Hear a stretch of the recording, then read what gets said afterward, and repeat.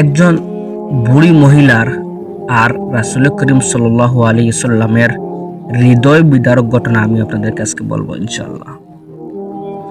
রাসূল করিম সাল্লাল্লাহু আলাইহি সাল্লাম একটি রাস্তা দিয়ে প্রত্যেক দিন নামাজে যেতেন, আর ওই বুড়ি মহিলা রাসূল করিম সাল্লাল্লাহু আলাইহি সাল্লামকে দেখে কাটা পুঁতিয়ে রাখতো ওই রাস্তাতে, যাতে রাসূল করিম সাল্লাল্লাহু আলাইহি সাল্লাম যাওয়ার সময় পায়ের মধ্যে কাটা গেতে কষ্ট পান।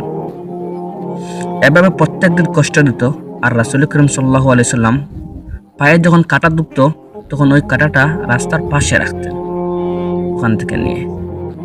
এভাবে এই বুড়ি মহিলা অনেক দিন রাসূল করিম সাল্লাল্লাহু আলাইহি সাল্লামকে কষ্ট দিয়েছে।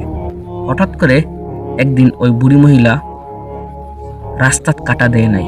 এটা দেখে রাসূল করিম সাল্লাল্লাহু আলাইহি সাল্লাম একটু অবাক হলেন আর বললেন, প্রত্যেক দিন যে মহিলা রাস্তাত কাটা দেয়, এই মহিলা আজকে কেন কাটা দিল না?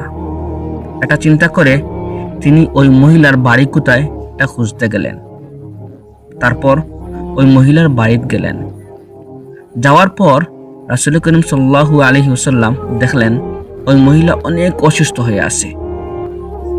এটা দেখে রাসূল করিম সাল্লাল্লাহু আলাইহি ওয়াসাল্লাম ভিতরটা মোমের মতো গলে গেল।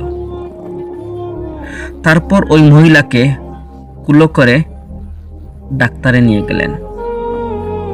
এবার চিন্তা করেন, রাসূল করিম সাল্লাল্লাহু আলাইহি সাল্লামকে এত কষ্ট দেওয়ার পরেও রাসূল করিম সাল্লাল্লাহু আলাইহি সাল্লাম তাকে কুলো করে ডাক্তারে নিয়ে গেছেন। এটা দেখে এই বুড়ি মহিলা ঈমান এনেছে এবং কালিমা পড়ে মুসলমান হয়ে গেছে। আলহামদুলিল্লাহ।